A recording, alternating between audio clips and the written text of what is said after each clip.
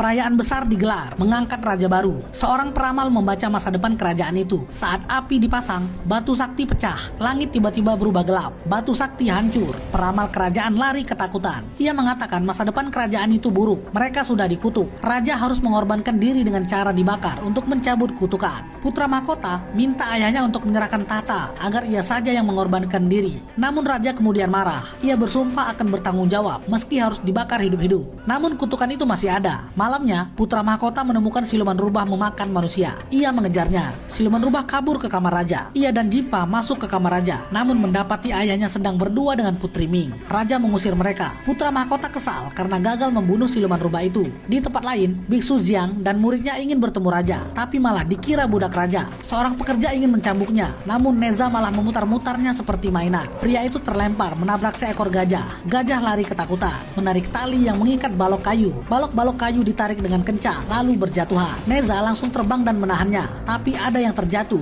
Kakak pertama terbang dan memotong balok kayu itu. Sebatang kayu terjatuh lagi, tapi kembali bisa ditahan oleh kakak pertama. Di dalam istana, seorang penyihir melepaskan kepalanya. Penyihir ini bisa melepaskan kepalanya. Dengan ilmu ini, ia mengatakan raja tidak perlu takut mati, tapi butuh waktu 500 tahun untuk mempelajarinya. Raja murka lalu melemparkan kepala penyihir itu. Lalu muncul Biksu Jiang dan muridnya. Biksu Jiang memberikan gulungan Feng Sheng yang bisa menghapus kutukan. Dan raja tidak perlu mati. Penyihir menyuruh raja membuktikan keaslian gulungan itu. Tiba-tiba raja menusuk pengawalnya sendiri. Biksu kaget. Penyihir kemudian membaca mantra. Gulungan itu menghisap nyawa pengawal tersebut, lalu terlepas dari tangan raja. Biksu Jiang mengambil gulungan itu dan membawanya kabur. Pengawal kerajaan segera mengepung mereka. Neza menghancurkan perisai para pengawal dengan roda api. Penyihir kemudian menangkap biksu. Neza juga menangkapnya. Mereka saling tarik. Penyihir merebut gulungan itu, namun Neza mengambilnya kembali. Gulungan direbut. Neza menerbangkan gurunya keluar istana. Ia terjatuh di atas kuda, lalu melarikan diri. Neza keluar dari istana dengan roda api.